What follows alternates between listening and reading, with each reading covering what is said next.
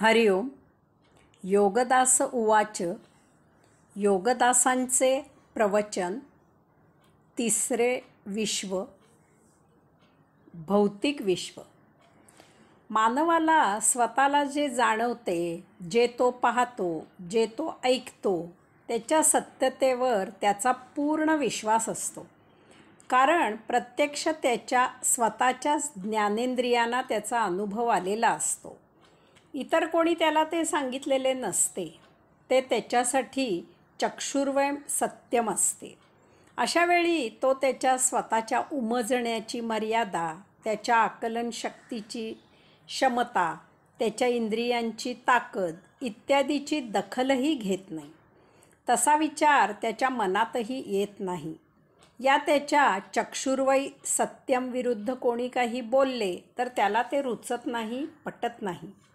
तो ते इतरांचे बोलणे हे मी स्वतः अनुभवले आहे असे म्हणून मोठ्या आविर्भावात सांगून खोडून काढतो. इतकेच नव्हे तर त्याला आलेला अनुभव तो इतरांच्या गळी उतरवण्याचा प्रयत्न करतो. तसेच त्याचा विश्वास असलेल्या व्यक्तीने त्याला जर काही सांगितले तर त्यावरही तो विश्वास ठेवतो. येथे तो त्या दुसऱ्या व्यक्तीच्या अनुभवावर विश्वास ठेवतो. त्याचे प्रमाण तो मागत नाही, त्याचा विश्वासाने स्वीकार करतो. त्याला असे प्रामाणिकपणे वाटते की ही त्याची विश्वासू व्यक्ती त्याला त्याच्या दृष्टीने सत्य तेच सांगेल. याचबरोबर त्याची श्रद्धा असलेल्या व्यक्तीने काही विधान केले तर त्यावरही तो श्रद्धेने विश्वास ठेवतो. तसेच त्याची श्रद्धा असलेल्या पारंपरिक गोष्टींवर त्याचा विश्वास असतो. येथे विश्वासाच्या पलीकडे श्रद्धा असते, आदर असतो. येथे तो त्याचे प्रमाण मागत नाही. आपले वाडवडील जे करत आले आहेत ते निश्चितच योग्य असणार यावर त्याचा पूर्ण विश्वास असतो. त्याचा श्रद्धायुक्त विश्वासाने स्वीकार करतो. अशावेळी बाबा वाक्यम प्रमाणम अशी त्याची भावना असते. या श्रद्धेचे मोल काही वेगळेच असते. काही वेळा मानव प्राप्त झालेल्या परिस्थितीने म्हणा किंवा आणखी कशाने म्हणा अगतिक झालेला असतो. त्याचा नाईलाज असतो. अशावेळी तो विश्वास नसताना, श्रद्धा नसताना, आदर नसताना, परंपरा नसताना, काही वेळा तर होत असलेले असत्य असू शकते अशी मनात शंका असताना मनाच्या आणि बुद्धीच्या विरुद्ध एखाद्या विधानाचा स्वीकार करतो. येथे अपरिहार्यता असते.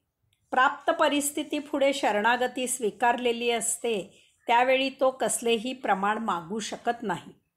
अशा प्रकारे माणसाचे हे भौतिक विश्व असते आणि त्यात तो जीवन जगत असतो. त्याला प्रत्यक्ष ज्या गोष्टी जाणवत असतात तसेच त्याचा विश्वास, श्रद्धा, आदर असलेल्यांना ज्या गोष्टी जाणवत असतात, पारंपरिक ज्या गोष्टी केल्या जात असतात त्यावर आधारित तो त्याचे भौतिक जीवन जगत असतो. हे त्याचे पहिले विश्व असते. या भौतिक विश्वात मानव देहादी इंद्रियांच्या उपभोगांना सर्वोच्च प्राधान्य देतो. तो देहादी इंद्रियांच्या भोगापवर्गतेत रुतलेला असतो. देहादी इंद्रियांचे भोग शमविण्यासाठी, इंद्रियांची हवस भागविण्यासाठी तो झटत असतो. त्याचे सारे प्रयास, त्याचे सारे कष्ट देहादी इंद्रियांचे उपभोग शमविण्यासाठीच असतात. तेच त्याचे जीवन असते. यामुळे बरेच वेळा त्याच्या इंद्रियांना जे काही जाणवते आणि अशाचा प्रत्यक्ष अनुभव म्हणून सत्य असल्याचा मानव ज्याचा स्वीकार करतो ती त्याची जाणीव देहादी इंद्रियांच्या भोगप्रवृत्तीमधून उत्पन्न झालेली असते. यामुळे ती जाणीव सत्यापासून दूर असू शकते. भोगापवर्गतेच्या प्रभावाखाली राहून त्याची इंद्रिय प्रत्यक्ष अनुभव म्हणून त्याला असत्य जाणीव करून देऊ शकतात. अशावेळी त्याला भोगशमनार्थ जे पाहिजे असते त्याला अनुकूल असे जाणवू शकते. यामुळे त्याचे हे भौतिक विश्व जाणीवेचा विचार करता मिथ्या असते. त्यातच भर म्हणून हे भौतिक विश्व सतत बदलणारे, परिवर्तित होणारे, अशाश्वत, नष्ट होणारे असे असते आणि तेही केवळ मानवाच्या या त्याच्या सद्य जन्मापुरते असते. देहाची सोबत या जन्मापुरतीच असते. तरीही मानव देहाचे चोचले पुरविण्यासाठी जीवाचा आटापिटा करत असतो. यामुळे त्याच्या देहात, त्याच्या अंतःकरणात जे अविनाशी शाश्वत आहे त्या अंतरात्म्याकडे त्याचे साफ दुर्लक्ष होते. कारण देहाच्या उपभोगात रममाण झाल्यामुळे त्या अमर शाश्वताचे त्याला आकलन होत नाही. हे त्याचे जे जड आणि बाह्य विश्व असते त्यात तो रममाण असतो. इतका की देहादी इंद्रियांना पाहिजे असलेले उपभोग मिळवणे म्हणजेच जीवन जगणे अशीच त्याची समजूत झालेली असते. यात अंतरात्मा दुर्लक्षिला जातो. अशा या मानवांचा समाज तयार झालेला असतो. तो येथील प्रत्येक वस्तू आणि प्रत्येक गोष्ट उपभोगाच्या कसोटीमधून त्या प्रकारच्या उपयुक्तेवर घासून घेतो. सामाजिक जाणीव, सामाजिक जीवन, सामाजिक कार्य, सामाजिक समारंभ हे भौतिक उपभोगांसाठी केले जाते. राम रावण युद्धानंतर बक्षीस म्हणून आई सीतामाईने हनुमानाला हिऱ्यांचा हार दिला. हनुमानाने प्रत्येक हिरा फोडला, त्यात राम नाही असे पाहताच फेकून दिला. परंतु हा समाज मात्र येथील प्रत्येक वस्तू, प्रत्येक गोष्ट उपभोगासाठी उपयुक्त आहे का अशी कसोटी लावतो आणि मग ती वस्तू किंवा गोष्ट स्वीकारतो. मानव त्याच्या या भौतिक विश्वाच्या इतका आहारी गेलेला आहे की त्याचे धार्मिक आणि आध्यात्मिक जीवनही तो त्याच्या या लाडक्या भौतिक विश्वासाठी वापरतो. कामाला लावतो, झुंबतो आणि आपली भोगापवर्गता शंभून घेतल्याचे मिथ्या समाधान मानतो. तो जेव्हा देवळात जातो तेव्हा तो देवाला त्याच्या भौतिक भोगांची यादी सादर करतो. त्यासाठीच तो देवळात जातो. देवळात जाऊन देव भेटावा, पाहावा, ऐकावा, स्पर्शावा, जाणावा असा काहीही उद्देश नसतो. तेथे जाण्यात त्याचा एकमेव बाजारी हेतू असतो की त्याचे भौतिक उपभोग देवाच्या कृपेने, दयेने भागविले जावेत. त्याचे मंत्र, तंत्र, पूजाविधी, भजन, स्तोत्रे इत्यादी देवाच्या अफाट स्तुतीने भरलेली आहेत. त्याला जे जे प्रिय आहे ते तो देवासाठी करत असतो. आशाने देव प्रसन्न होईल असा त्याला विश्वास असतो, कारण इतरांनी त्याच्यासाठी असे काही केले की तो प्रसन्न होतो. देवाची स्तुती करून त्याला सुप्रसन्न करून स्वतःचे उपभोग कसे शमवीन एवढा एकच विचार त्याला असतो. तो देवाची स्तुती करतो, त्याला नैवेद्य दाखवतो, त्याला पैसे, सोने, नाणे अर्पण करतो. सोन्याचे दागिने, सोन्याचे सिंहासन, सोन्याचा पोशाख, सोन्याचा मुकुट, सोन्याचा पलंग, सोन्याची मेघडंबरी, सोन्याची मूर्ती इत्यादी देऊन देवाची सेवा करतो.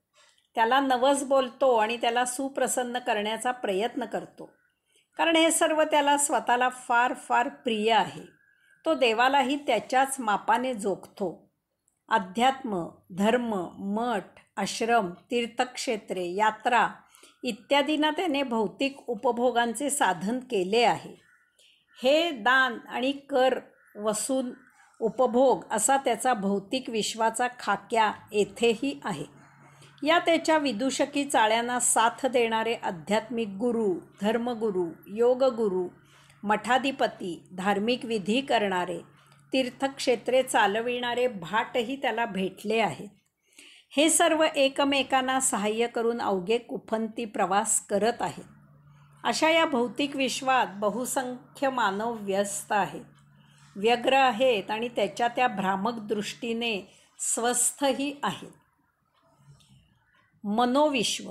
भौतिक विश्वाशिवाय मानव आणखी एका दुसऱ्या विश्वात जीवन जगत असतो. ते त्याचे मनाचे विश्व असते, ते त्याचे भावविश्व असते, ते त्याचे स्वतःचे असे खास विश्व असते. येथे आणखी कोणाचा काहीही संबंध नसतो. भौतिक विश्वात मानवाचा इतरांशी संबंध येतो, त्यात तो इतरांना सहभागी करून घेऊ शकतो. इतरांच्या सहभागाने तो भौतिक उपभोग घेतो. परंतु मनोविश्वात मानव एकटाच रममाण होत असतो. त्याला येथे इतरांची साथ नसते आणि तो इतरांना त्यात सहभागी करून घेऊही शकत नाही. येथे तो स्वतःच एकटा स्वच्छंदपणे स्वैराचार करतो. त्यात कोणीही अडथळा आणू शकत नाही, कारण अडथळा आणायला तेथे त्याच्या स्वतःशिवाय अन्य कोणीही प्रत्यक्ष हजर नसते. यात विशेष म्हणजे येथे तो त्याला पाहिजे त्यांना, त्याला पाहिजे तेव्हा, त्याला पाहिजे तेथे, त्याला पाहिजे तसे, त्याला पाहिजे तितके, परंतु मनातल्या मनात सहभागी करून घेतो आणि त्याच्या स्वतःच्या मर्जीने त्याचा यथेच्छ उपभोग घेतो. अर्थातच फक्त मनातल्या मनात. तो ज्यांचा उपभोग घेत असतो त्यांना याचा पत्ताही नसतो. मानव मनोविश्वात मनोराज्य करत, मनोरथ पुरे करत, मनमानी करत, मुक्तपणे विहार करत असतो. त्याला जे जे पाहिजे असते, परंतु प्रत्यक्ष ते त्याला मिळत नाही, मिळण्याची सुतराम शक्यताही नसते. ते मनात उपभोगून घेतो. यासाठी तो त्याच्या जीवनाचे तासनतास खर्च करतो.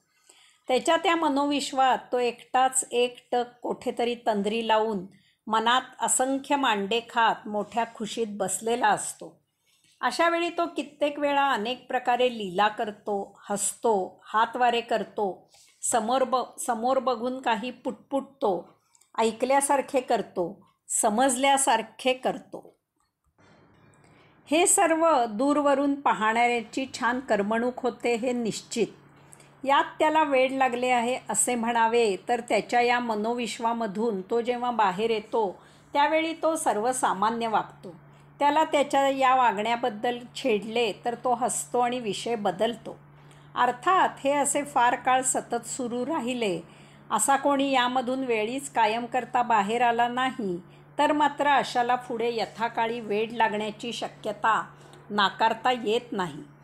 मानव बहुतांशी दोन प्रकारे त्याच्या त्या मनोविश्वात रममाण झालेला असतो. पहिला प्रकार म्हणजे भूतकाळात घडलेल्या घटनांबद्दल त्याच्या त्या मनोविश्वात तो चरविता चरवण करत असतो. त्याला आवडलेल्या घटनांना तो मनात उजाळा देतो आणि पुनःप्रत्ययाचा आनंद घेतो. किंवा त्याला न आवडलेल्या घटना कशा घडायला हव्या होत्या किंवा मुळीच घडायला का नको होत्या यावर तो स्वतःजवळच चर्चा करतो, अर्थातच मनातल्या मनात. किंवा अशा चर्चा करणाऱ्यांसाठी तो कोणाला तरी मनात उभे करतो आणि त्याच्याशी चर्चा करतो.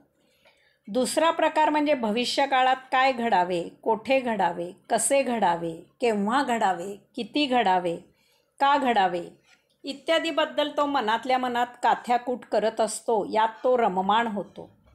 अशी घटना घडली आहे असे समजून तो त्या मनात घडवून आणलेल्या घटनेचा आस्वाद घेतो, उपभोग घेतो. अशावेळी तो फार खुश असतो. कित्येक जण नटनट्या, खेळाडू, अन्य कलाकार, राजकीय पुढारी, कचेरीतील वरिष्ठ, कनिष्ठ आणि सहकारी यांना त्यांच्या मनात कामाला लावतात. त्यांच्याकडून त्यांना पाहिजे ते करवून घेतात. असे त्यांच्या त्या मनोविश्वात मोठ्या खुशीत असतात. अत्यंत मौल्यवान असा आयुष्याचा वेळ वाया घालवतात. परमविश्व. मानवाचे आणखी एक तिसरे विश्व आहे परमविश्व. हेच विश्व सत्य आणि नित्य आहे. वास्तवात हेच त्याचे एकमेव विश्व आहे. बाकी त्याची भौतिक आणि मानसिक विश्वे मिथ्या आहेत. ती त्याने त्याच्या उपभोगांसाठी निर्माण केलेली आहेत, ती काल्पनिक आहेत. परमविश्व निर्माण केलेले नाही, कारण ते विश्व निर्मितीबरोबरच निर्माण झाले आहे. काय, कसे आहे परमविश्व? आत्मपरब्रह्मामधून ओम असा महाध्वनी झाला आणि येथे विश्व निर्माण झाले. निर्मित झालेले विश्व जड आहे आणि आत्मपरब्रह्म सूक्ष्मातिसूक्ष्म आहे. यामुळे आत्मपरब्रह्माला या विश्वाचा आस्वाद घेता येईना. यास्तव आत्मपरब्रह्माने येथे काही ग्रहांवर पंचमहातत्वे निर्माण केली. त्यायोगे ग्रहांवर अंशात्म्यामधून जीव धारण केला. परंतु पंचमहातत्वांमधून वनस्पतीसृष्टी निर्माण झाली. वनस्पतीसृष्टीच्या माध्यमातून विश्वलीला अनुभविता येईना. यास्तव वनस्पतीसृष्टीत उत्क्रांती होऊन पंचमहातत्वे आणि वनस्पतीसृष्टी उपभोगून जलचर जीव, पशु, पक्षी उत्क्रांत झाले. परंतु तरीही त्यांच्या माध्यमामधून विश्वलीला अनुभविता येईना. यास्तव पुढील उत्क्रांती अपरिहार्य झाली. यामधून परिपूर्ण असा मानवदेह उत्क्रांत झाला. मानवात अनन्यसाधारण महाबुद्धी विकसित झाली. त्याने आपल्या अनन्यसाधारण अशा बुद्धीच्या जोरावर जडसृष्टी, वनस्पतीसृष्टी, मानवेतर प्राणीसृष्टी यावर अधिपत्य निर्माण केले. त्या योगे त्याला संपूर्ण सृष्टीचा आस्वाद घेता येऊ लागला. विशेष म्हणजे विश्व निर्माण करणारा परमात्मा त्याला माहीत झाला. त्याला आत्मभान आले. तो परमात्मा आपण स्वतःच आहोत हे आत्मज्ञान त्याला झाले. या आत्मभानाने, आत्मप्रेरणेने आत्मसेवा करणे हेच मानवाचे परमविश्व आहे. मानवाच्या या परमविश्वात परब्रह्मामधून निर्मित झालेले ग्रह, गोल, तारे, धूमकेतू इत्यादी विश्व, काही ग्रहांवरील पंचमहातत्वे, त्यामधून वनस्पतीसृष्टी, मानवेतर प्राणीसृष्टी अशी सर्व ही मानवासाठी सृष्टीच आहे. या सर्वांचाच तो आस्वाद घेऊ लागला. यामुळे निर्मित सृष्टीचा समग्र आस्वाद घेता येऊ लागला. मानवाने याच परमविश्वात आत्मभान ठेवून सायुज्य मुक्त म्हणून जीवन जगावे. येथील सृष्टीचा साक्षी राहून आस्वाद घ्यावा, सृष्टीलीला अनुभवावी अशी अपेक्षा आहे. मानवी देह या परमविश्वात परमानंद घेण्यासाठीच आहे. मानवी देहाची उत्क्रांती यासाठीच झालेली आहे. यामुळे प्रत्येक मानव सर्वप्रथम जन्माला येताना निरागस, निष्पाप, निर्गुणी असाच जन्माला येतो. त्या योगे त्याने साक्षी राहून विश्वलीला अनुभवावी अशी अपेक्षा आहे. परंतु तो त्या विश्वलीलेत स्वतःच सहभागी होतो. विश्वलीलेचे सृष्टी हे साधन आहे. परंतु मानव त्या साधनेचे साध्य करतो आणि सृष्टी उपभोगतो. रिपूंच्या आहारी जाऊन उपभोगांच्या गर्तेत ऋतून भोगांच्या संचयाची रास स्वतःभोवती निर्माण करतो आणि प्रदीर्घ अशा जन्ममृत्यूच्या चक्रात गटांगळ्या खात फिरत राहतो. त्यामुळे परमविश्वाच्या परम आनंदाला मुकतो. निरागस, निष्पाप, निर्गुणी असलेला मानव परमविश्वाचा परम आनंद घेण्याऐवजी भौतिक प्रतिष्ठा, पैसा, प्रसिद्धी या योगे अहंकार जपत राहतो. यासाठी कोणत्याही थराला जाऊन प्रमाद करतो, अमानुष वागतो. परमशून्यात परमविश्वाचा परम आनंद घेऊन पूर्णत्वात जीवन जगण्याऐवजी तो त्या शून्याच्या दोन्ही बाजूला असलेली दोन्ही टोके उपभोगत असतो. त्यासाठी कसरत करून एका टोकापासून दुसऱ्या टोकाला प्रवास करतो. यात अनेक वेळा ठेच काढतो, दुःखी कष्टी होतो, परंतु यापासून दूर होत नाही. परमशून्य. परमविश्वाचा पाया म्हणजे परमशून्य. या परमशून्यातूनच परमविश्वात प्रवेश होतो. या परमशून्यात आध्यात्मिक जीवन जगले की सजीवाला पूर्णत्व येते. तो सायुज्य मुक्त होतो, पुढे यथाकाळी मुक्त होतो आणि परमात्म्यात विलीन होतो. एका वैश्विक यात्रेची यशस्वी सांगता होते. अंशात्म्याला परमात्मा भेटतो, परमयोग प्राप्त होतो. या परमशून्यात मानवाने जीवन जगायचे असते. त्यात देह जीवित ठेवून विश्वलीला अनुभवायची असते. देह जीवित ठेवण्यासाठी त्याला परमशून्यातून भौतिकात जा-ये करावी लागते. ही जा-ये अपरिहार्य आहे, कारण एरवी त्याला देह जीवित ठेवण्यासाठी लागणारे अन्न, वस्त्र, निवारा उपलब्ध होणे अशक्य आहे. ही जा-ये व्हावी यासाठी या परमशून्याबाहेर मायावी भौतिक जड विश्व आहे. जा-ये करताना समतोल राखला जावा यासाठी त्याला डावीकडे आणि उजवीकडे अशा परस्पर विरुद्ध दोन बाजू आहेत. त्यात देह जीवित राहण्यासाठी भौतिक वस्तू जगत आहे. त्याचा साक्षीत्वाने उपयोग करून मानवाने देह जीवित ठेवायचा आहे. काहीही नाही अशामधून, शून्यामधून काहीही निर्माण होऊ शकत नाही. निर्मितीला कशाचा तरी आधार लागतो. याचसाठी ब्रह्मामधून माया निर्माण झाली. येथे आत्मब्रह्म आणि ब्रह्म्या यामधील फरक लक्षात घ्यावा. आत्मपरब्रह्मामधून विश्व निर्माण झाले आणि त्यामधून निर्मित झालेल्या विश्वाची रचना केली गेली.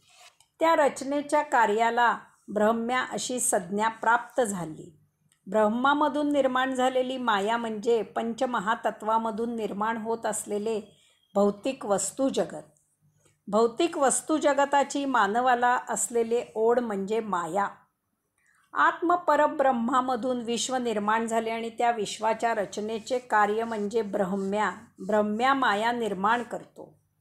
मायेमधून भौतिक वस्तू जगत निर्माण होते. यामुळे अर्थातच ब्रह्म्या आणि माया परस्पर विरुद्ध आहेत. ब्रह्म्या शाश्वत अक्षर आहे, माया अशाश्वत आणि नष्ट होणारी आहे.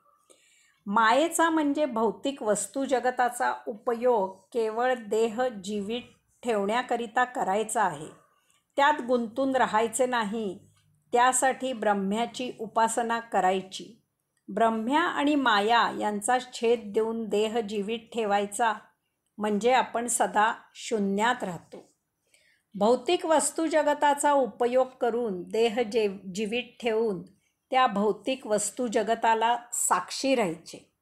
भौतिक वस्तू जगताच्या भोगापवर्गतेत गुंतायचे नाही, मायेत रुतायचे नाही. खानावळीत जेवणापुरते जायचे, भूक भागण्यापुरतेच जेवायचे. त्या खानावळीत मुक्काम करायचा नाही. मुक्काम करायला शून्य आहे. देह जीवित राहण्यापुरती ब्रह्म्या आणि माया यात ये जा करायची. देहाचे जगणे ब्रह्म्या मायेच्या प्रभावाखाली करायचे नाही. मुक्काम शून्यात ठेवायचा. कचेरीत, दुकानात कामापुरते जायचे. देह जीवित राहण्यापुरते अत्यावश्यक तेवढेच मिळवायचे. मुक्कामाला घरी यायचे. अनावश्यक मिळाल्यास सत्कारणी खर्च करायचे. बाजारात खरेदीपुरते जायचे, मुक्कामाला घरी यायचे. शून्यातून ब्रह्म्या मायेत जा ये झाली पाहिजे. भौतिक वस्तू जगत वापरताना त्याचे भोग निर्माण होतात. लोभ प्रलोभने निर्माण होतात. त्याबद्दल माया निर्माण होते. त्याचा मोह होतो. त्याचा गर्व, ताठा, अहंकार निर्माण होतो. यामुळे मानवाच्या हातून चांगले वाईट कर्म होते. त्यामधून पाप पुण्य निर्माण होते. याचा परिणाम म्हणून त्याला नरकवास किंवा स्वर्गवास प्राप्त होतो. नरक काय किंवा स्वर्ग काय असे दोन्हीही सायुज्य मुक्तीपासून वंचित करणारे आहेत. यास्तव या दोहोमधील मर्त्यलोक कधीही सोडायचा नाही. यासाठी कधीही स्वर्गाची, अवास्तव वैभवाची, अनावश्यक धनसंपत्तीची, देह जीवित ठेवण्यापलीकडे उपभोगांची जास्तीची हाव ठेवायची नाही. काम, क्रोध यापासून दूर राहायचे. सदा प्रशांत असायचे. काहीही झाले तरी शक्यतो मौन सोडायचे नाही. कारण तसे केले नाही तर हे सर्व स्वर्ग मिळवून देणारे आहे. स्वर्ग मिळाला की त्यानंतर नरक हा ठेवलेलाच आहे. स्वर्ग, नरक यामुळे महादीर्घ असा जन्ममृत्यूचा प्रवास सुरू होतो. यास्तव सदा मर्त्यलोकी निवास करायचा. त्यासाठी शून्यातून गरजेपुरतेच, अत्यावश्यक तितकेच बाहेर जायचे. हे शून्य परमविश्व मिळवून देणारे आहे. व्यवहार करताना व्यवहार छान झाला की समोरच्या जवळ जवळीक होते. त्याचे मैत्रीत रूपांतर होते. येथेच धोक्याची घंटा आहे. ती ऐकायची. समोरच्याच्या जवळ आकर्षणासह विकर्षणही निर्माण करायचे. कधीही कोणाला मर्यादेपेक्षा जास्त चिकटायचे नाही. कारण तसे केलेत की मैत्री निर्माण होते आणि यथाकालावधीत त्याचे रूपांतर शत्रुत्वात होते. यास्तव ग्रह, गोल, ताऱ्यांकडून धडा घ्यायचा. आकर्षणासह विकर्षणही सांभाळून असायचे. जसे दूर जायचे नाही तसे जवळही यायचे नाही. व्यवहार फिसकटला, चांगला झाला नाही तर त्यामधून शत्रुत्व निर्माण होण्याची शक्यता असते. येथे सांभाळायचे. कधीही शत्रुत्व येऊ द्यायचे नाही. त्याच्याशी संपर्क ठेवायचा नाही. तसेच त्याच्याशी संपर्क तोडायचाही नाही. सदा परमशून्यात मुक्काम करायचा. हे परमशून्य परमविश्वात निवास घडवून आणणारे आहे. या शून्याचा उंबरठा ओलांडून बाहेर जाणे म्हणजे पापपुण्याला आमंत्रण देणारे आहे, ही खूणगाठ पक्की बांधून ठेवावी. यासाठी कधीही कोणाचा उंबरठा ओलांडू नये. वैयक्तिक नाती संबंध महाआकर्षक असतात, परंतु ती तितके शून्यापासून दूर नेणारेही असतात. मौन राहून शून्यात स्थित असावे. आध्यात्मिक विडंबन विनोद. अध्यात्म म्हणजे गंभीर चेहरा, वृक्ष वर्तणूक, उदास जीवन आणि बरेच असे काही आपल्या मनात येते. परंतु अध्यात्मातही या परमशून्याबाहेर अनेक प्रकारची आध्यात्मिक विडंबने आणि विनोद होत असतात.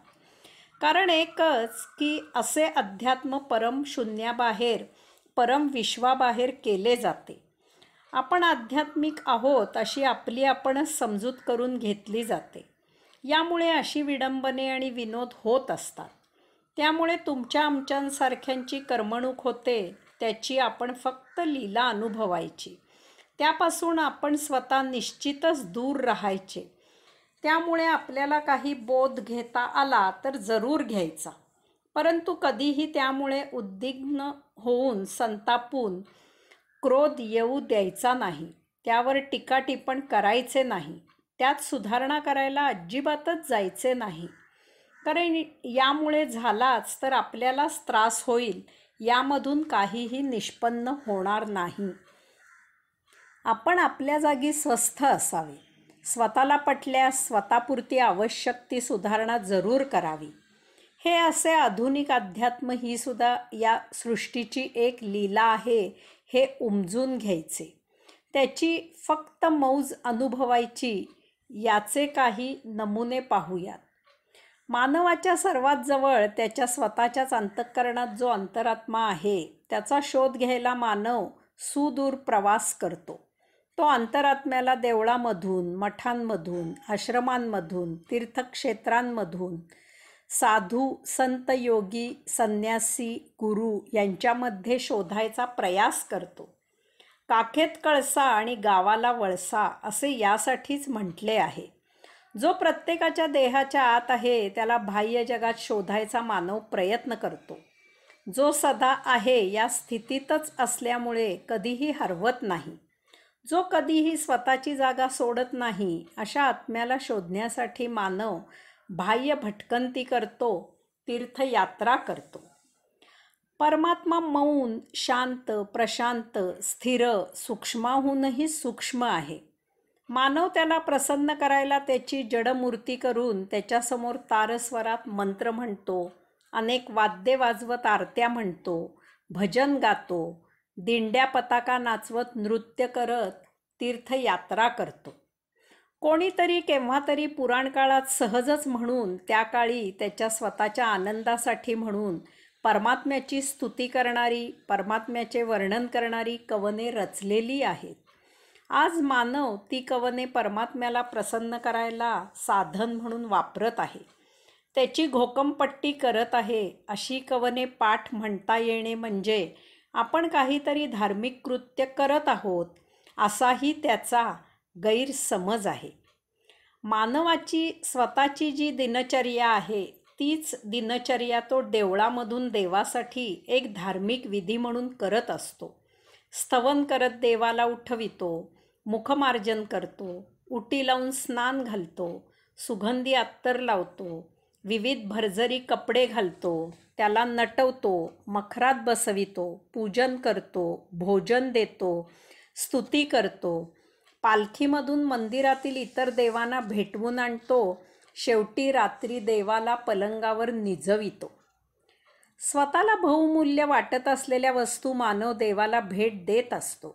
यात सोने, नाणे, हिरे, माणके, पाचू इत्यादी फार वरच्या क्रमांकावर आहेत. यात भर म्हणून मानव देवाला विविध प्रकारची वस्त्रे, सुगंधी फुले, सुगंधी अत्तर इत्यादी भेट देतो. स्वतःचे केस कापून देवाला अर्पण करतो. पूर्वी पहिले अपत्य देवाला सेवक म्हणून भेट दिले जायचे. यातील कळस म्हणजे देवासमोर विडी धुमसट ठेवतो, मांस मटणाच्या नैवेद्यासह दारूचे तीर्थ दाखवितो. या अशा प्रकारच्या वस्तूंच्या नवसाचे आमिष दाखवून स्वतःच्या भौतिक उपभोगांसाठी, भौतिक व्यवहारातील फायद्यासाठी आशीर्वाद मागत असतो. आपण प्रवासाची सोय करायला, राहण्यासाठी जागा पाहायला किंवा अन्य काही कामाला जसे एजंट नेमतो, तसे देव आणि आपण यामध्ये मानव गुरुजींना एजंट नेमतो. तेही या अशा यजमानासाठी मंत्र म्हणतात, पोथी वाचतात आणि त्याबदली त्याला पुण्य मिळवून देण्याची खात्री देतात. याचा अर्थ कोणीतरी आपल्यासाठी जेवावे आणि आपले पोट भरावे, कोणीतरी आपल्यासाठी काय काय करावे आणि आपण समाधानी व्हावे.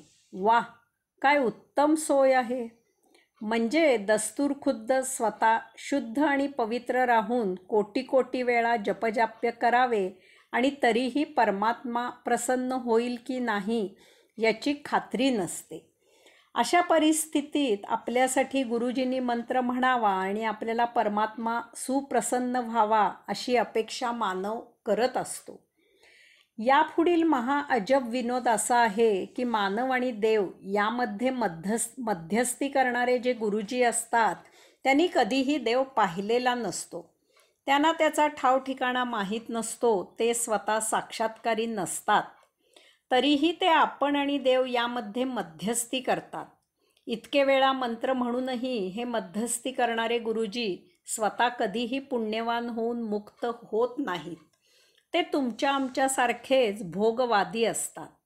सर्वसाधारण मानव जे काही करतो ते सर्व काही हे देवाचे मध्यस्थ करत असतात. इतकेच काय तर त्यातील अनेक जण सन्मानीय अपवाद वगळून निश्चित अशी जी व्यसने आहेत त्यांच्या आहारी गेलेले आहेत. सायंकाळी, रात्री, राजरोज, सार्वजनिक स्थळी अशा व्यसनांच्या आहारी गेलेल्या अवस्थेत असतात. त्यांना विचारले तर म्हणतात हे त्यांच्या रक्ताचे नमुने घेऊन सहजच सिद्ध करता येईल. तरीही तसे हे मध्यस्थ देव आणि दानव यांच्यात मध्यस्थी करत असतात. सर्वसाधारणपणे साधक गुरुकडे आध्यात्मिक विद्या शिकायला जातो. गुरु शिष्याला त्याच्या शिस्तीने आध्यात्मिक विद्या देतो. आता महाविनोद झालेला आहे. मठामध्ये, आश्रमामध्ये साधक गुरुकडे अध्यात्मासाठी दाखल होतो तेव्हा त्याचे भाईबंद अनेक राज्यांमधून आलेले असतात. ते एकमेकांजवळ संवाद साधतात आणि त्याचा त्यांच्या व्यापारासाठी काय उपयोग करता येईल यावर चर्चा करतात. तिकडे गुरु भगवद्गीतेवर, उपनिषदांवर किंवा सूत्रांवर आध्यात्मिक प्रवचन देत असतो. साधना उपासना कशी करावी ते सांगत असतो. इकडे साधकांचा मोबाईल सुरू असतो. लाख कोटी असे वायदे होत असतात. ध्यानाची वेळ होते, मग सर्वजण मौन पाळतात आणि स्तब्ध बसतात. इकडे मोबाईल वगैरे सुरू होतात. जमल्यास दबक्या आवाजात मोबाईलवर संभाषण सुरू असते. तिकडे सर्वजण दुर्लक्ष करतात, एकमेका सहाय्य करतात. थोड्या वेळाने ध्यानाच्या अति गहन आणि सखोल अशा गुह्य गुहेत प्रवेश करायची वेळ होते. सर्वजण उभे राहून जोरजोरात ओरडू लागतात. हास्याचा गडगडाट सुरू होतो. महाविचित्र अंगविक्षेप करत नाचकाम सुरू होते. उंच उंच उड्या मारायला सुरुवात होते. इकडे गुरु हेची फलकाय मम तपाला असा असहाय्य चेहरा करून पाहत असतो. मनातल्या मनात आपला आध्यात्मिक ज्ञानाची माफी मागत असतो.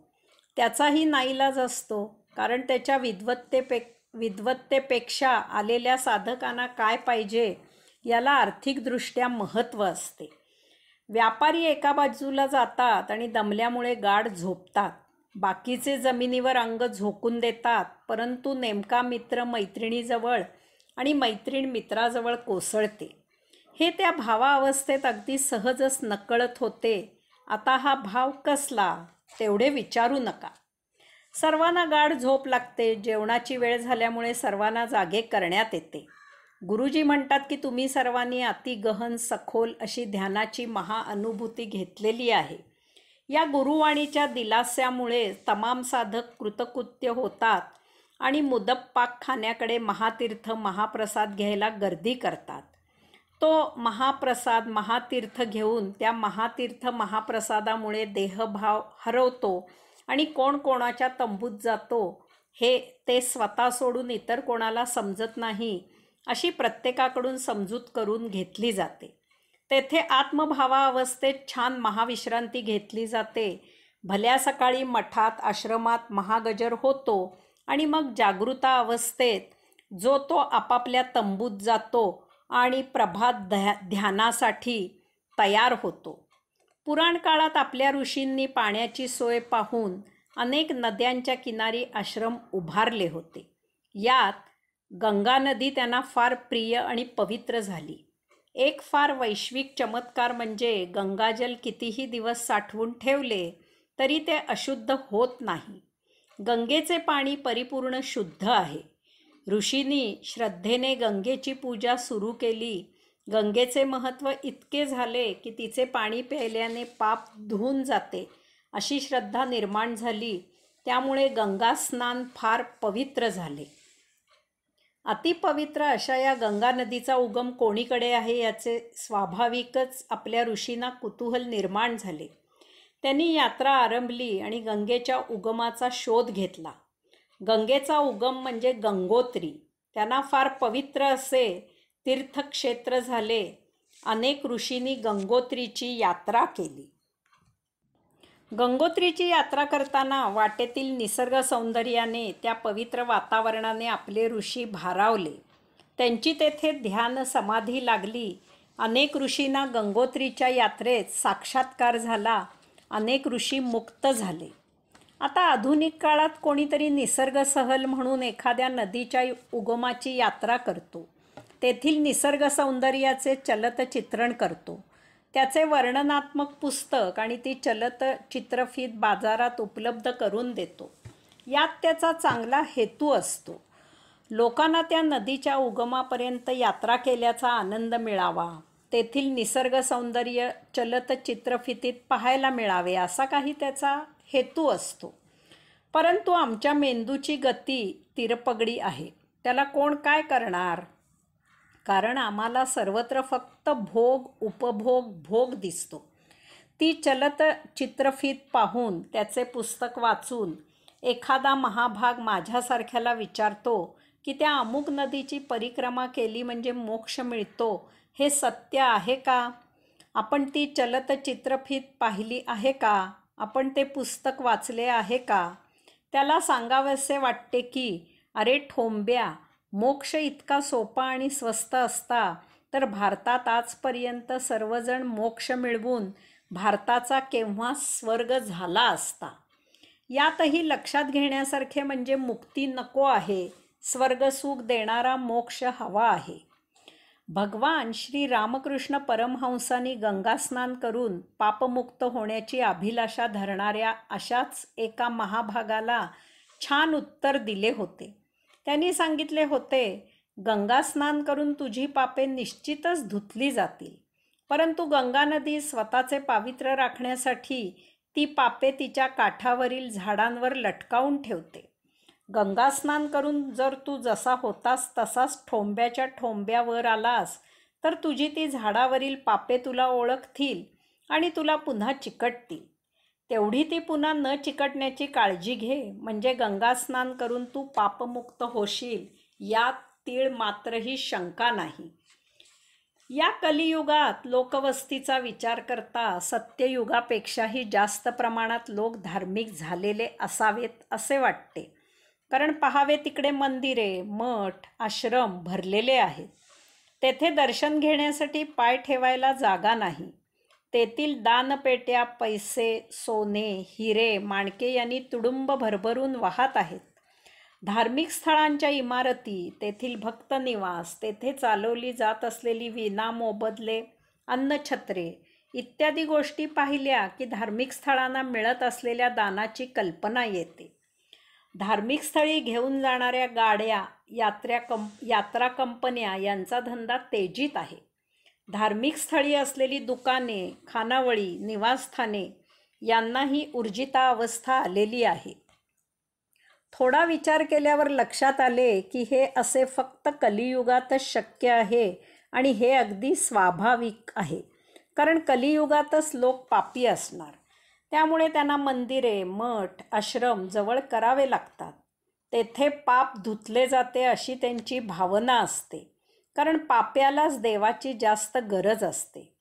तेथे ते दानधर्म करून पापातून मुक्त होण्यासाठी प्रयत्न करतात, कारण शेवटी मृत्यूनंतरच्या जीवनाची कोठेतरी जाण आणि भीती असतेच. या मंदिरे, मठ, आश्रम यामधून गर्दी करणारे लोक तेथील देवासाठी किंवा स्वामी महाराजांसाठी जात नसतात, ते जातात त्यांच्या स्वार्थासाठी.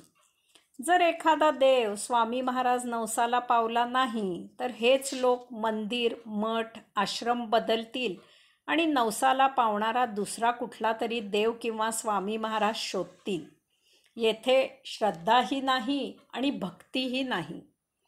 विशेष म्हणजे 2013च्या पंढरीच्या वारीत काही राजकीय पुढारी कपाळाला अबीर बुक्का लावून, पांढरा लेंगा, शर्ट, टोपी घालून टाळ वाजवत भजन करताना दूरदर्शनवर दिसले, तेव्हा लक्षात आले की 2014 साली निवडणुका आहेत. प्रतिसादाचा महाप्रसाद. तिसऱ्या विश्वामध्ये जर मानव जीवन जगू लागला, तर त्याला परमात्म्याकडून, त्या सर्वोच्च शक्तीकडून प्रतिसाद मिळतो आणि त्याला महाप्रसाद प्राप्त होतो. हा महाप्रसाद अतिशय दुर्मिळ आणि अद्भुत असतो. या महाप्रसादाने त्याचे नित्य जीवन योग्य मार्गावर येते. भौतिक सांभाळून तो आध्यात्मिक आचरण करतो. प्रत्येक मानवात आत्मभान जन्मताच असते. वास्तविक त्याप्रमाणेच तो जीवन जगत असतो. परंतु भौतिक उपभोगात हे तो विसरतो. भोगप्रवृत्तीमुळे बोथट झालेली त्याची ही जाण त्याने जागृत केली पाहिजे.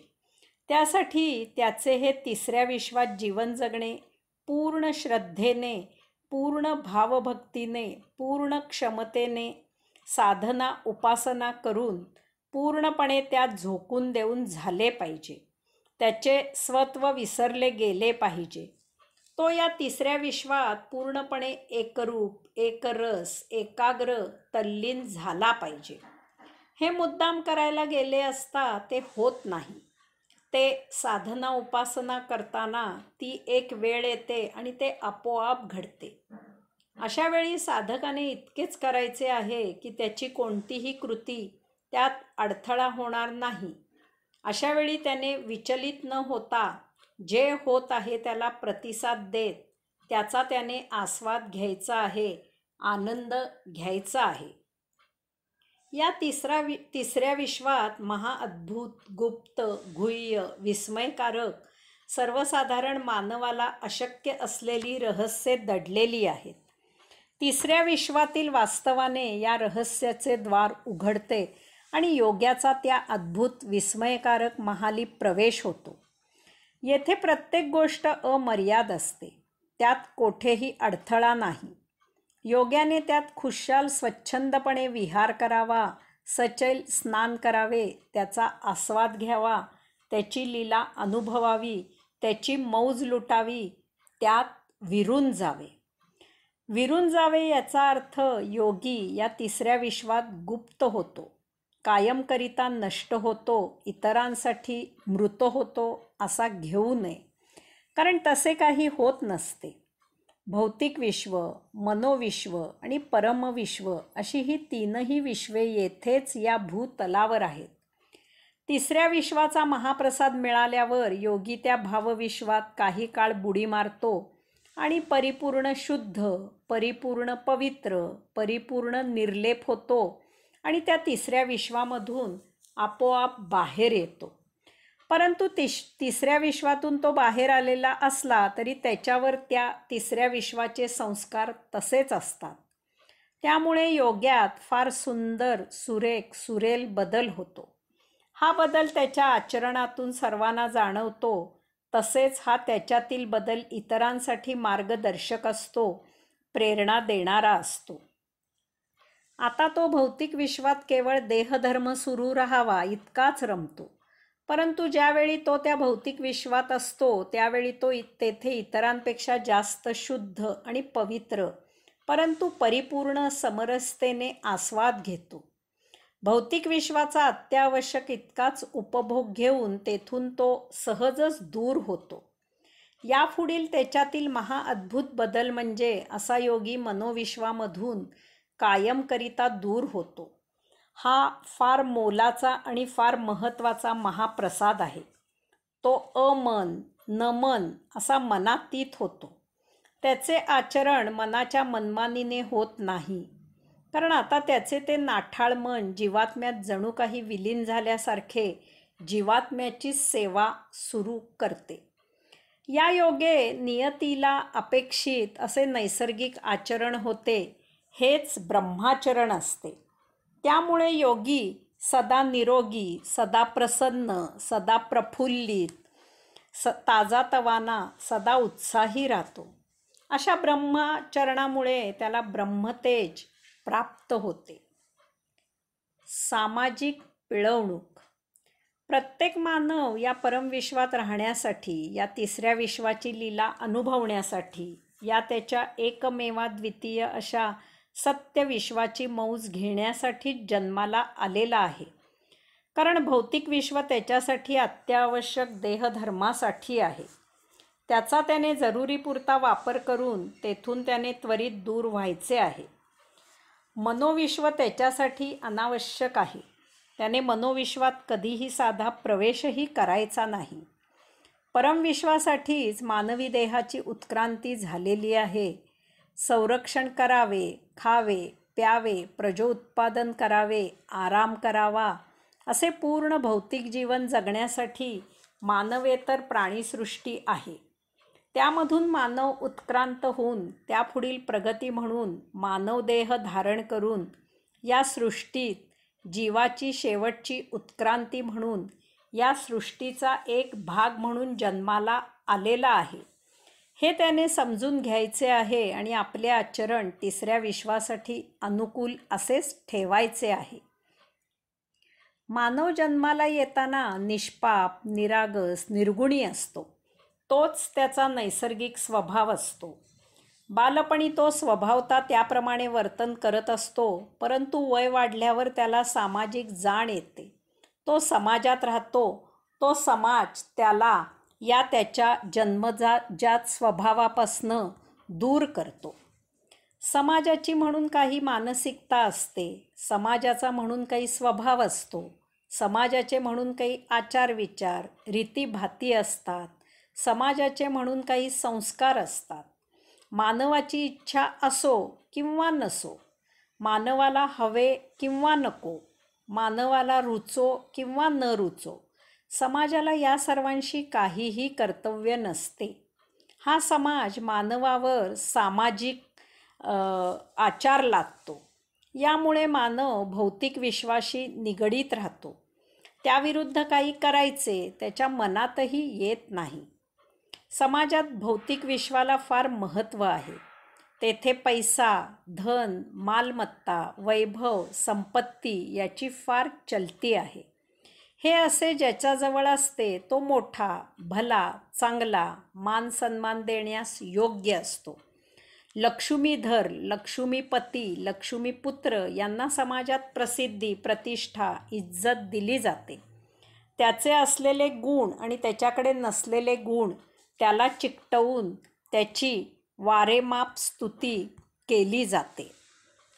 परंतु हेही लक्षात घेण्यासारखे आहे की अशा मानवावर काही कारणाने ती लक्ष्मी रुसली आणि ती कालचक्राच्या नियमाने एक दिवस रुसतेही, की अशाला समाज विसरतो.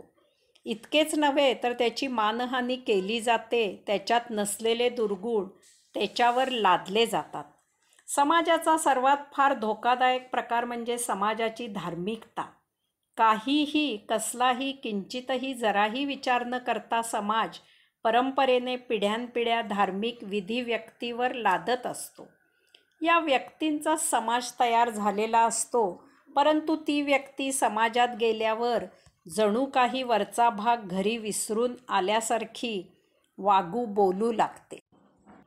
यात सामाजिक बांधिलकी, सामाजिक जाणीव, सामाजिक मानसिकता या अशा नावाखाली अनेक व्यक्ती भरडल्या जातात. मनात नसूनही, बौद्धिकदृष्ट्या विरोध असूनही, स्वतःच्या स्वभावाविरुद्ध असूनही, केवळ समाज काय म्हणेल म्हणून अशा व्यक्ती त्या समाजापुढे मान तुकवून सर्व सहन करत असतात. समाजामुळे मानवाची महाकुचंबणा होते, याविषयी तो मोकळेपणाने बोलूही शकत नाही. त्याविषयी तो व्यक्तही होऊ शकत नाही. समाज सोडून दूर जाण्याचीही त्याच्यात हिंमत नसते. समाजाशिवाय तो राहू शकत नाही, कारण त्याचे जीवन समाजावर अवलंबून असते. यामुळे जगण्यासाठी मानव चक्क व्यावहारिक तडजोड करतो. तो स्वतःलाच फसवतो, तो आत्मप्रतारणा करतो, तो आत्मवंचना करतो.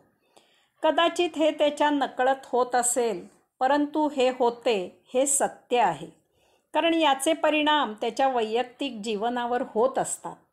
वास्तवात त्याला अतिशय परखडपणे म्हणायचे झाल्यास तो नित्यदिनी, नित्यप्रसंगी, नित्यक्षणी आत्महत्या करतो असेच म्हणणे जास्त रास्त होईल. मानव आणि इतर प्राणी यात फार मोठा फरक आहे. इतर प्राण्यांना स्वतंत्र बुद्धी नाही, ते कळपाने, जथ्याने, समूहाने राहतात.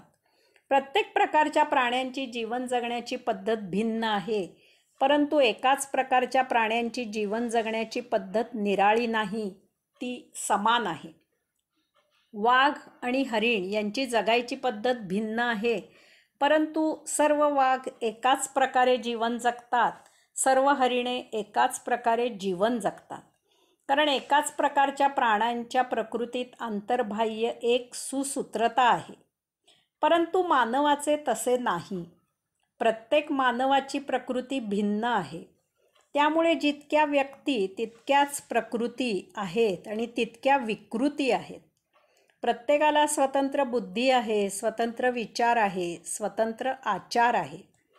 यामुळे मानव जेव्हा समाजात वावर करतो, तेव्हा तेथे प्रत्येक मुद्द्यावरून गुद्द्यावर येणे होते, कारण प्रत्येकाला हुद्द्यावर आरूढ व्हायचे असते.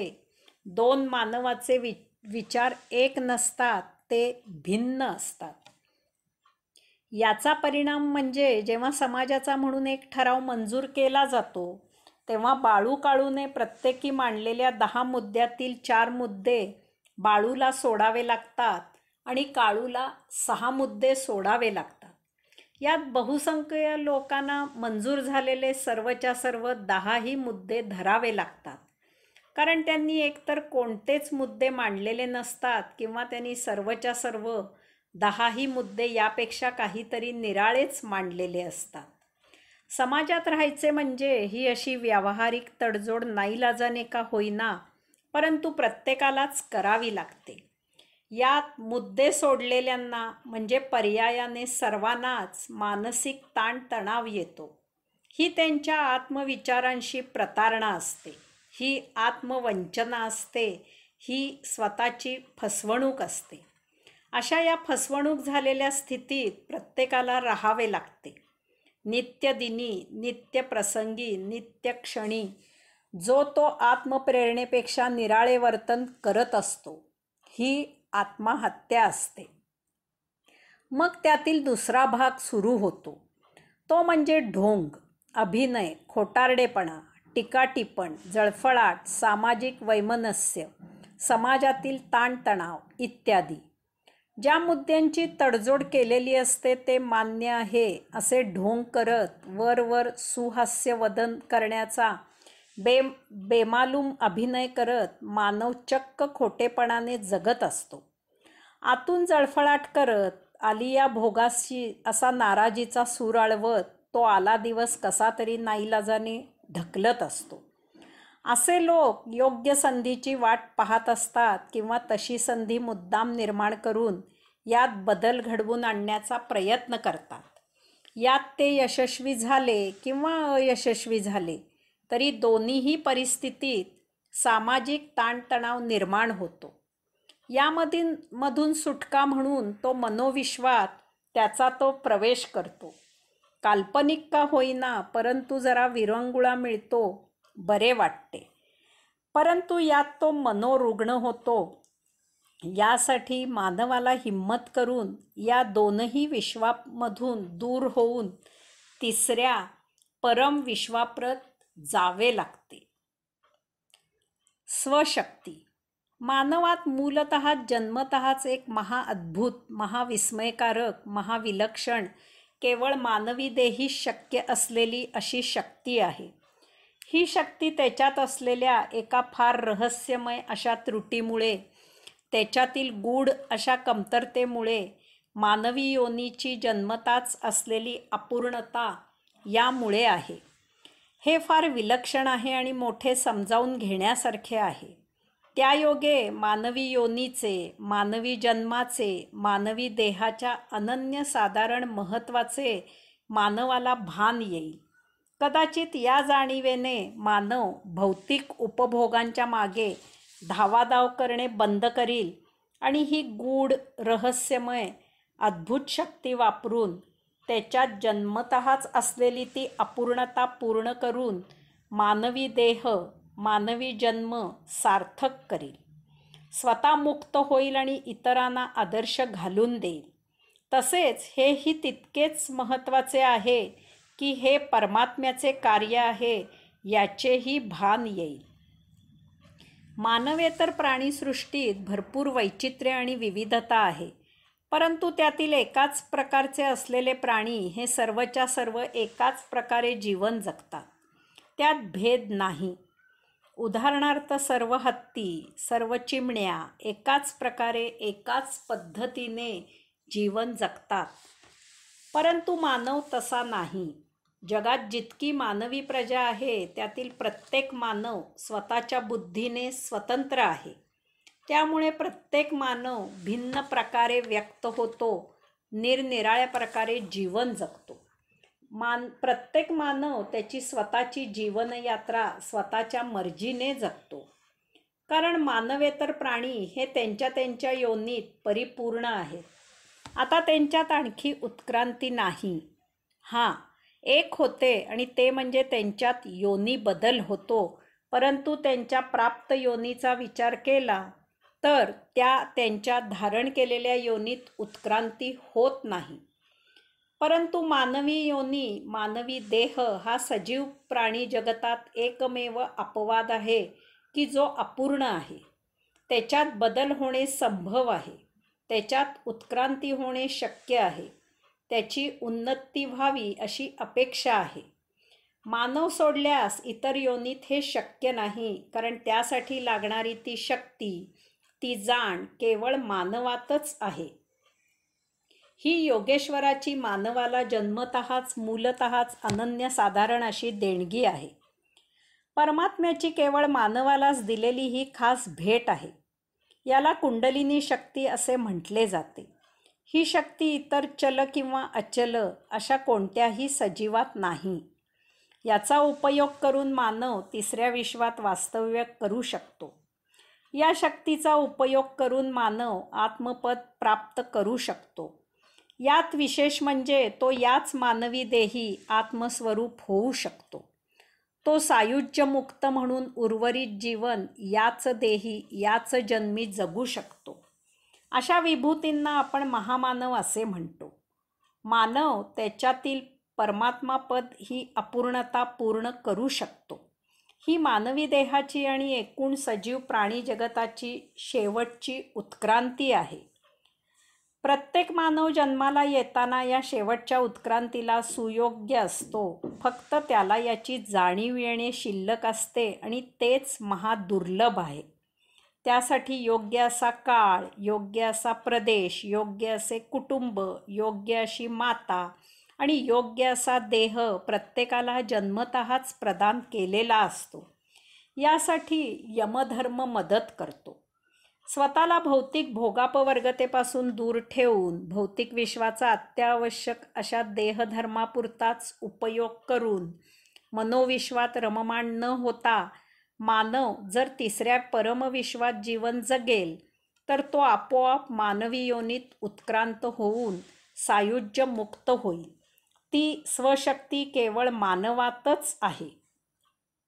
जर मानव तिसऱ्या परमविश्वात जीवन जगू लागला तर ही सृष्टी त्याला महाअद्भुत, रहस्यमय, अतिगूढ, गुह्य अशा दिव्य साक्षात्काराचा अतिदुर्मिळ असा खजिना मोकळा करून देते. ती त्या खजिन्याचे द्वार त्याला सताड उघडून देते.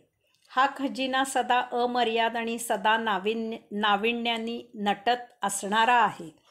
कितीही जन्म तो लुटत राहिले तरी तो कधीही रिता होत नाही आणि त्यातील नाविन्य कधीही संपत नाही. हा खजिना मिळवण्याची सुबुद्धी मानवाला व्हायला हवी. त्यासाठी त्याने त्याच्यात असलेली ती स्वशक्ती वापरायला हवी. त्याच्यात इतरही भौतिक शक्ती आहेत, त्या शक्ती त्याने निष्प्रभ करायला हव्यात. यासाठी स्वतःच्या भोगप्रवृत्तीला लगाम घालून तथाकथित सामाजिक रीतिरिवाजांना दूर सारण्याची हिंमत त्याने आचरणात आणायला हवी. तो एक अद्भुत क्षण, ती एक दिव्य वेळ, ते एक पवित्र स्थळ, ती एक शुद्ध जाणीव चमकते आणि त्याच वेळी गाफील न राहता त्यात सर्वस्वपणाला लावून झोकून देऊन उडी मारावी लागते. तेव्हाच तो दिव्य, अद्भुत, रहस्यमय अशा खजिन्याचा तळ गाठता येतो. हे सर्व नियती जुळवून आणते, त्यासाठी निसर्ग अनुकूल होतो. दैव ताट वाढून पुढे घेऊन येते. फक्त मानवाने अशा वेळी कच खायची नसते, माघार घ्यायची नसते, त्यापासून पलायन करायचे नसते. असे क्षण परत परत येत असतात. त्यासाठी फक्त भौतिक गोष्टीतच रममाण राहू नका. नित्यदिनी आध्यात्मिक साधना उपासना सुरू ठेवा. त्या योगे ती स्वशक्ती सदा प्रज्वलित असू द्या. आपल्यात तो दिव्य प्रकाश नेहमी उजळलेला असू द्या. ती दिव्यज्योत सतत तेवत असू द्या. ते द्वार केव्हा किलकिले होईल याचा काही नियम नाही. त्या क्षणी हिंमत ठेवा आणि ते द्वार ढकलून आत उडी घ्या. तुम्हाला झेलायला स्वतः योगेश्वर तेथे तिष्ठत उभा आहे. एकांत. तिसऱ्या विश्वात वास्तव करण्यासाठी मानवाला एकाग्रता, एकचित्तता, एकलकोंडेपणा या सर्वांच्या पलीकडे जावे लागते. तेथे त्याला एकांत मिळतो. या एकांतात तो तिसऱ्या विश्वात प्रवेश करतो आणि तेथे कैवल्य अनुभवतो. यासारखे परम भाग्य नाही, परम आनंद नाही.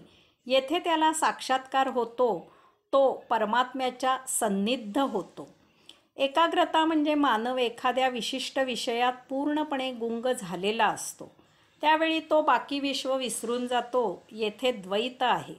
यामुळे हा एकांत नाही. एकचित्त असणे म्हणजे मानवाचे मन एका विशिष्ट गोष्टीतच रममाण झालेले असते. येथे द्वंद्व आहे. हाही एकांत नाही. एकलकोंडेपणात मानव एकटा, त्याचा तोच फक्त उपस्थित असतो. परंतु येथे मानव स्वतःजवळ असतो. तेथे दुजेपण असते. यामुळे हाही एकांत नाही. एकांत या सर्वांच्या अतीत आहे. एकांत याचा अगदी शब्दशः अर्थच येथे अपेक्षित आहे. त्या एकाचा अंत म्हणजे एकांत. त्या एकाचा अंत झाला की जे उरते तो एकांत असतो. एकांताशिवाय तिसऱ्या विश्वात प्रवेश होणे शक्य नसते. अंत होणारा तो कोण हे समजून घ्यावे. तसेच त्याचा अंत म्हणजे काय तेही माहीत करून घ्यावे. याचप्रमाणे एकाचा अंत झाल्यावर काय उरते याचेही ज्ञान होणे अगत्याचे आहे. अंशात्मा जेव्हा मातेच्या उदरी देह धारण करून या विश्वात जन्म घेण्याच्या उद्देशाने प्रवेश करतो, त्यावेळी अंशात्मा म्हणजे एक सूक्ष्माहून सूक्ष्म असे स्पंदन असते. एक इवलेसे, अगदी छोटेसे, नगण्य असे स्पंदन. ते एक अरूप, निराकार, अदृश्य, सूक्ष्म, कधीही प्रगट होऊ न शकणारे, पित्याच्या संयोगाने जीवात्मा निर्माण करण्यासाठी प्रतीक्षा करणारे असे ते अंशात्मक स्पंदन असते. मातेशी पित्याचा संयोग झाला की त्या योगे अंशात्मा जीवात्मा निर्माण करतो. मग जीवात्मा यमधर्मानुसार संचित संपविण्यास योग्य असा किंवा सायुज्य मुक्त म्हणून जगण्यास योग्य असा देह निर्माण करतो. पुढे यथाकाळी बाह्य जगतात प्रवेश केल्यावर त्या देहात मनाचा जन्म होतो. तिसऱ्या विश्वात प्रवेश होताना भौतिक विश्व आणि मनोविश्व याचा त्याग केला जातो आणि योगी तिसऱ्या परमविश्वात प्रवेश करतो. यावेळी येथे स्थिर होण्यासाठी एकांताची नितांत गरज असते. एरवी परमविश्वात स्थिर होऊन कैवल्य प्राप्त होणे शक्य नसते.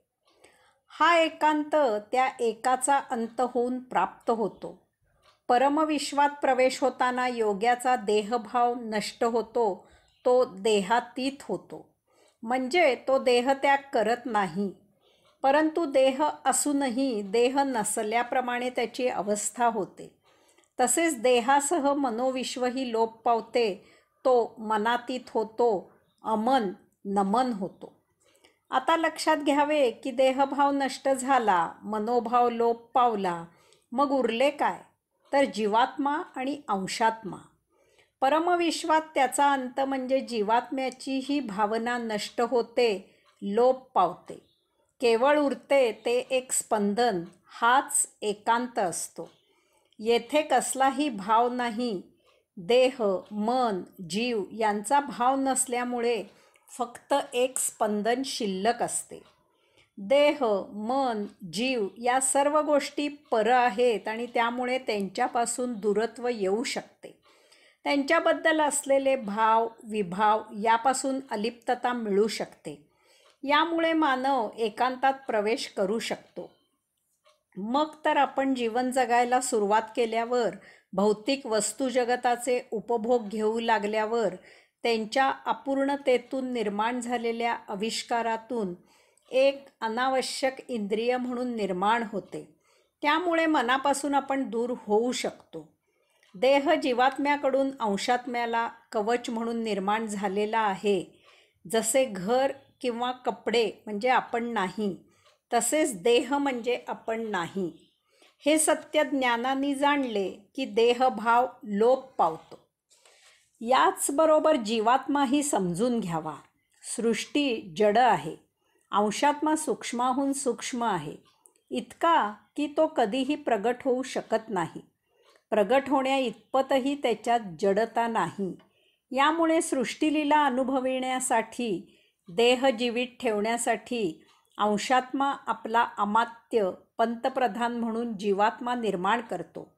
जशी जननासाठी मातेची गरज असते, तसेच त्याला जीवात्मा निर्माण करण्यासाठी पित्याची गरज लागते.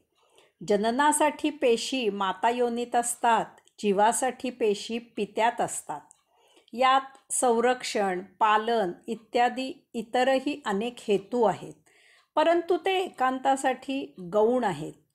पिता हा तसा फक्त क्षणापुरता असतो. माता प्रमुख असते, ती अनंत असते. यामुळे स्पंदनाचा विचार करता एकांतासाठी जीवात्मा त्रयस्थ आहे, उपरा आहे. एकांतासाठी आपण त्याचा भाव दूर करू शकतो. अंशात्मा, स्पंदन पूर्णपणे स्वतंत्र आहे, एकमेव आहे. यामुळे मन, देह, जीवात्मा त्यांचा भावनिक अडसर दूर करून योग्याच्या जन्माआधी देह धारण करण्यासाठी मातेच्या उदरी पित्याच्या मिलनाची वाट पाहणारे जे स्पंदन असते, त्याच्याही अतीत, त्याच्याही पलीकडे एकांतात त्याची उत्क्रांती होते. हा येथे एकांतात कसलीच वाट पाहत नाही. येथे तो प्रत्यक्ष परमात्मा झाला आहे. येथे योगेश्वराशी मिलन झाले आहे. येथे विश्वेश्वराशी महायोग जुळून आला आहे. येथे परम आत्मप्राप्ती झाली आहे. अंशात्मा म्हणजे तो परमात्मा मी स्वतःच आहे. मी विश्वनिर्माता आहे, हा तो अंतिम साक्षात्कार आहे. ही एकांतातील किमया आहे. यास्तव एकांत प्राप्त कसा करावा ते जाणून घेणे फार मोलाचे आहे. एकांत म्हणजे योगाधिराज पातंजलींच्या प्रतिप्रसव यात्रेची अंतिम अवस्था. आता यानंतर आणखी प्रतिप्रसव नाही, पुढे आणखी यात्रा नाही. हाच अंतिम मुक्काम आहे. येथे अनन्यता आहे. केवळ मी आहे, परंतु मी आहे हे जाणायलाही कोणी नाही, हेच कैवल्य आहे. मन, देह, जीवात्मा यांना पार करून एक स्पंदन असूनही स्पंदन या जाणीवेच्याही अतीत जाणे. ती जाणीव असेल तर तेथे द्वैत, द्वंद्व उपस्थित असेल. मग ते स्पंदन आणि त्याच्या अस्तित्वाचा भाव हा दुजेपणा आला. योगाधिराज पातंजलींना अपेक्षित असे ते कैवल्य नाही.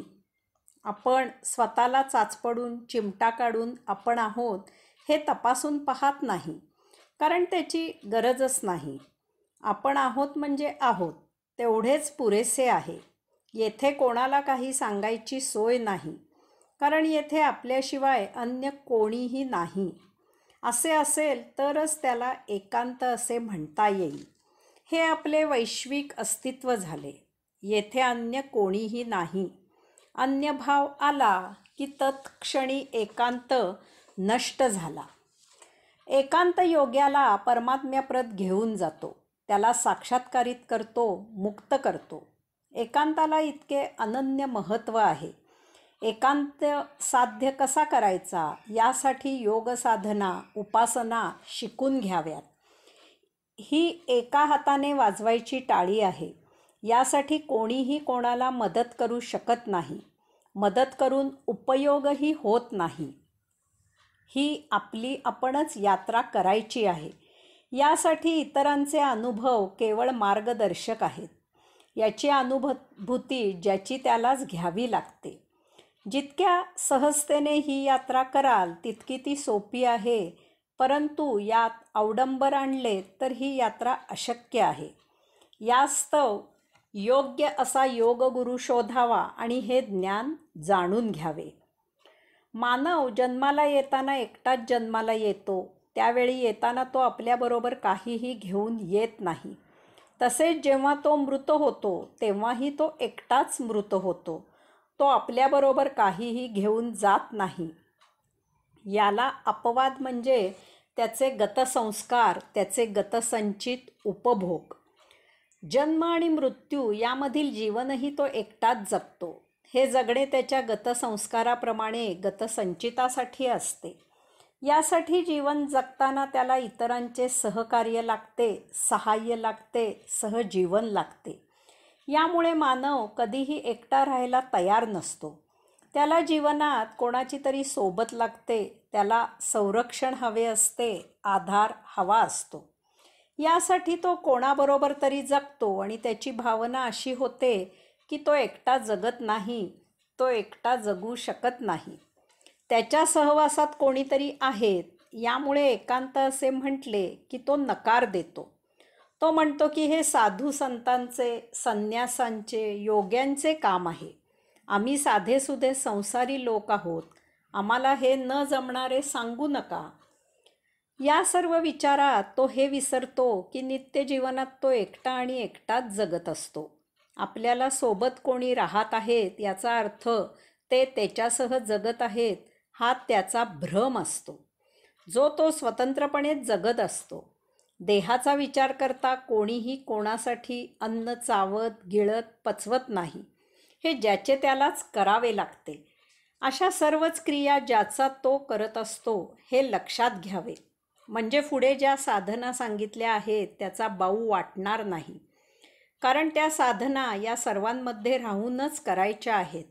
एक प्रदीर्घ यादी सादर करता येईल की प्रत्येक मानव अनेक क्रिया एकटाच करत असतो.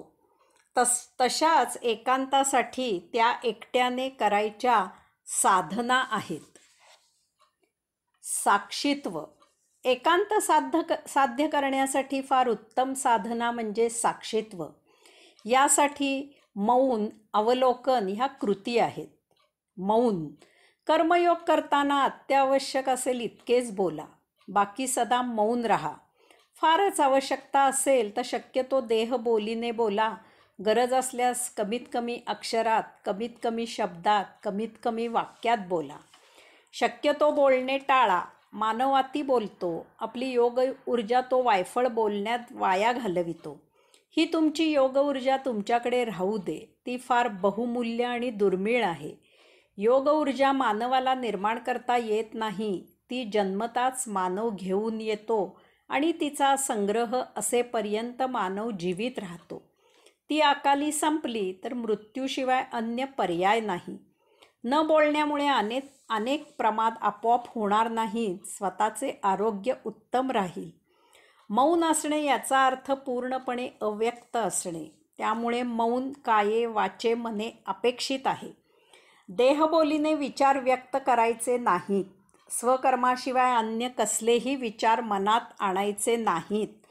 कारण काही सुप्रसिद्ध व्यक्ती मौनात कागदावर लिहून व्यक्त होतात. याला अध्यात्मात मौनाचे ढोंग असे म्हणतात. हे आध्यात्मिक मौन आहे. हे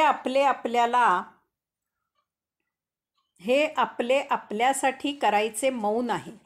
ते कटाक्षाने पाळायचे आहे.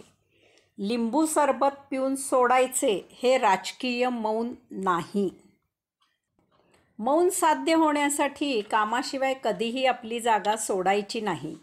कामाशिवाय कधीही कोठेही चुकूनसुद्धा जायचे नाही. कामाला गेल्यास काम झाल्यावर तेथे एक क्षणभरही रेंगाळायचे नाही. तसेच कामानिमित्त कोठे गेल्यास कोठेही खायचे प्यायचे नाही. अर्थातच जीव गुदमरला तर हा नियम आवश्यक इतका शिथिल करायचा हे नक्की.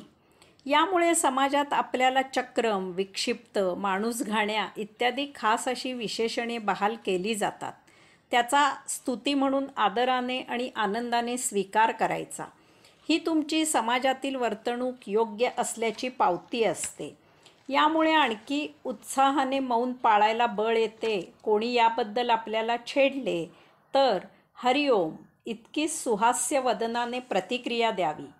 अनेक वेळा निरनिराळ्या प्रकारच्या सुरक्षिततेच्या काळजीने मानव व्यक्त होत असतो. असुरक्षित असल्यास मौन राहण्यात अडचण येते. लक्षात ठेवा की मानव जितका असुरक्षित असतो तितका तो असमाधानी असतो.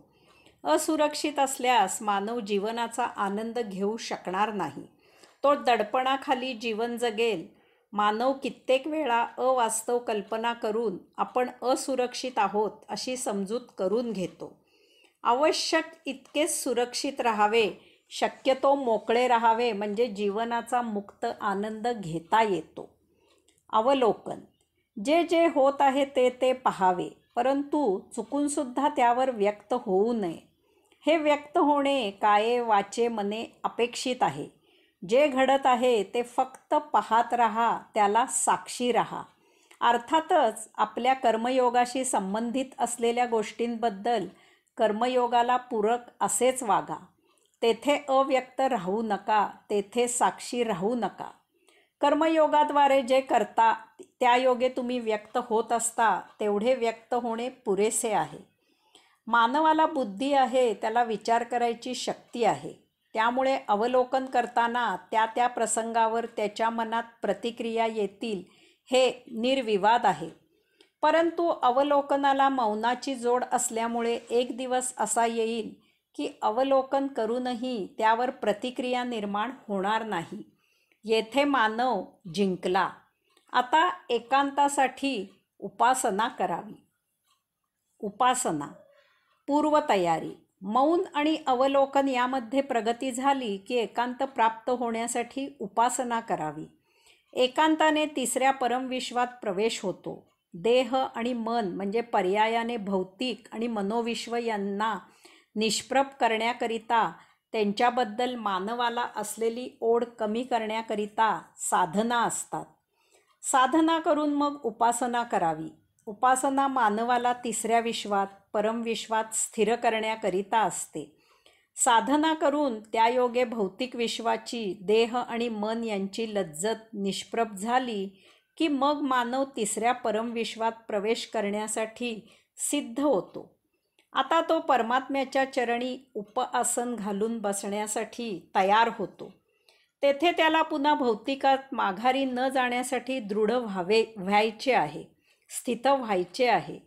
त्यासाठी त्याने काही उपासना करायची आहे आणि त्यानंतर परमात्म्याच्या चरणी स्थिर होण्यासाठी ते दिव्यद्वार उघडेपर्यंत, कारण ते महाद्वार आपोआप उघडते, कोणीही ते उघडू शकत नाही. त्यासाठी महादीर्घ प्रतीक्षा करण्यासाठी उपासना करायची आहे. अशी ही दुहेरी उपासना आहे. काही गोष्टींची खूणगाठ ज्ञानाने पक्की बांधायची आहे. आपल्याला परमात्म्याने जे दिले आहे तेच भरपूर आहे. आपली मुळीच लायकी नसताना त्याने हे आपल्याला आयतेच दिले आहे. येथे त्याने स्वतः निर्माण करून अनंत वस्तुजगत दिले आहे. त्यांच्या उपभोग घ्यायला देह दिला आहे. सहाय्य करायला अनेक जणांचा सहवास घडवून दिला आहे. या सर्वांसाठी जीवन दिले आहे. सर्वात महत्त्वाचे म्हणजे परमात्म्याप्रत जाण्याची सुबुद्धी दिली आहे. परमभाग्य म्हणून भौतिकाच्या चिखलात लोळत जीवन न जगता परमात्म्या तुझी आवडी आणि गोडी केवळ तुझ्यामुळेच लाभली आहे. यासाठी उपासनेतील पहिल्या पायरीवर परमात्म्याला धन्यवाद द्यायचे आहेत. त्याच्या चरणी आसन घालायचे आहे. त्याने दिलेल्या सृष्टीबद्दल आणि त्याचा उपभोग घेण्यासाठी त्याने दिलेल्या देहाबद्दल, त्याने प्रदान केलेल्या सुबुद्धीबद्दल कृतज्ञता व्यक्त करायची आहे. केवळ यामुळेच मानव त्याचे गतसंचित संपवू शकतो आणि परमात्म्याची यात्रा करू शकतो, मुक्त होऊ शकतो. एरवी हे शक्य नाही. उपासनेच्या या पहिल्या पायरीवर बसून परमात्मा प्राप्त करण्यासाठी सज्जता करायची आहे. मानवी देहात जी परम पवित्र, परमशुद्ध कुंडलिनी शक्ती आहे, तिला एक छोटीशी ठिणगी देऊन प्रज्वलित करण्यासाठी सिद्धता करायची आहे. कुंडलिनी जागृत झाली की पुढील यात्रा म्हणजे अज्ञाताची, अज्ञातामधून यात्रा असणार आहे. त्यानंतर मानवाच्या हाती काहीही नाही. जे होईल ते त्या योगेश्वरावर अवलंबून असणार आहे. येथून सारी सूत्रे त्याच्या हाती द्यायची आहेत. ती त्याने स्वीकारावीत म्हणून उपासनेच्या या पहिल्या पायरीवर त्याची करुणा भाकायची आहे, त्याला साथ घालायची आहे. एकदा या पहिल्या पायरीवर पाऊल ठेवले की समाजाचा, कुटुंबियांचा आणि स्वतःचाही संबंध संपुष्टात येतो. आता एकच संबंध असतो, तो त्या योगेश्वराजवळ. बाकी सारे मागे पडते. यासाठी आपली आपणच यात्रा सुरू ठेवायची आहे. चुकले तर तो धावत येईल आणि योग्य मार्गी घेऊन जाईल. आपण काळजी करायची नाही. त्यासाठी लक्ष विचलित होऊ द्यायचे नाही. सर्व काही त्याच्यावर सोपवून त्याच्यात स्वतःला सर्वस्वी झोकून द्यायचे आहे. उपासना करून झाली की आपण निश्चितच परत या भूतलावर असणार आहोत. त्यासाठी कधीही निवृत्त झाल्याची भावना न बाळगता सतत परमात्म्याच्या सेवेत रत असा. आध्यात्मिक वातावरणात राहा, ते वातावरण जपा. बीजमंत्र. उपासनेच्या पहिल्या पायरीवर नित्यनियमित बीजमंत्राचा जप करावा. योगासने, प्राणायाम इत्यादी करून झाल्यावर दररोज बीजमंत्राचा जप करावा. 3 बीजमंत्र आहेत. 1 महामंत्र ओम तत्सत्वम असि. 2 सावित्री मंत्र ओम भूर्भुवस्व ओम तत्सवितुर्वरेण्यं भर्गो देवस्य धीमहि धियो यो न प्रचोदयात. ओम. प्रथम मंत्र ओंकार. यापैकी सावित्री मंत्र सोडून उरलेल्या 2 बीजमंत्रांपैकी कोणत्याही एकाचा जप नित्यनियमित योगासने, प्राणायाम आदी झाल्यावर करावा. हा आपल्या नित्य साधनेचा एक भाग म्हणून करावा. त्यानंतर जेव्हा जेव्हा ज्या दिवशी आपल्याला पुरेसा वेळ असेल त्यावेळी सावित्री मंत्राची उपासना करावी. अर्थातच वेळ असणे हे केवळ तुमच्यावर अवलंबून असते, कारण आवड असेल तर सवड निश्चित असते. सावित्री मंत्रावर माझे स्वतंत्र लिखाण उपलब्ध आहे. त्यामध्ये बीजमंत्र कसे म्हणावेत याची माहिती दिलेली आहे. त्याप्रमाणे नित्यनियमित 2 बीजमंत्रांचा जप आणि सावित्री मंत्राची उपासना करावी. एकांत ध्यान. दिवसभरात जेव्हा वेळ असेल तेव्हा एकांत ध्यानासाठी बसावे. यासाठी स्थल, काळ आणि कसलेच काही बंधन नाही. एकच खात्री करावी की आपले ध्यान संपेपर्यंत, त्यामधून आपण आपोआप व्युत्थान होईपर्यंत आपल्याला कोणीही त्यात व्यत्यय आणणार नाही. आपल्याला पाहिजे अशा वेळी आणि अशा ठिकाणी आणि अशा आसनात स्थित व्हावे. डोळे मिटावेत. आजूबाजूला आवाज होत राहतील, त्याकडे लक्ष न देता आपल्या श्वासावर लक्ष केंद्रित करावे. फक्त आपल्या श्वासावर लक्ष द्यायचे आहे, त्याचे अवलोकन करायचे आहे. लक्षात घ्यावे की आपण गाडी सुरू करतो, त्याचा डर असा आवाज होत राहतो. तो आपल्याला ऐकायला येतो, तरीही आपण कोणाजवळ काही बोलायचे असल्यास त्या आवाजात व्यवस्थित बोलतो. त्यात जराही बाधा येत नाही किंवा त्यावेळी त्या आवाजात काही विचार करायचा असल्यास आपण विचार करतो. त्यात जराही बाधा येत नाही. किंवा दूरदर्शनवर आवडती मालिका पाहताना घरातील इतर गोंगाट सुरू असूनही आपल्याला त्या मालिकेतीलच आवाज बरोबर ऐकायला येतो. तसेच आपण एकांत ध्यानासाठी बसल्यावर श्वासावर लक्ष केंद्रित केल्यावर बाहेर होत असलेल्या आवाजाकडे आपले लक्ष जात नाही. आपल्याला आपल्या श्वसनाचाच आवाज ऐकायला येतो. आपल्याला फक्त आपला श्वासच जाणवत राहतो. हे सवयीने छान जमते. अशा प्रकारे सतत एकांत ध्यानासाठी बसू लागल्यावर काही दिवसांनी आपल्याला बाह्य आवाज ऐकायला येत नाहीत. हे मी स्वानुभवावरून सांगू शकतो. आता केवळ आपण श्वासच आपल्याला जाणवत राहतो. असे सुरू ठेवावे, सुरू ठेवावे, सुरू ठेवावे, सुरूच ठेवावे. काही कालावधीनंतर एक महाविलक्षण गोष्ट घडेल. आपल्या श्वसनावर लक्ष ठेवणारा तो जो कोणी असतो, जीवात्मा, तो गायब होतो. त्या एकाचा अंत होतो. आपल्याला एकांत प्राप्त होतो. आपण एक स्पंदन, फक्त एक स्पंदन, केवळ एक स्पंदन उरतो. आपण केवळ स्थिती अनुभवतो.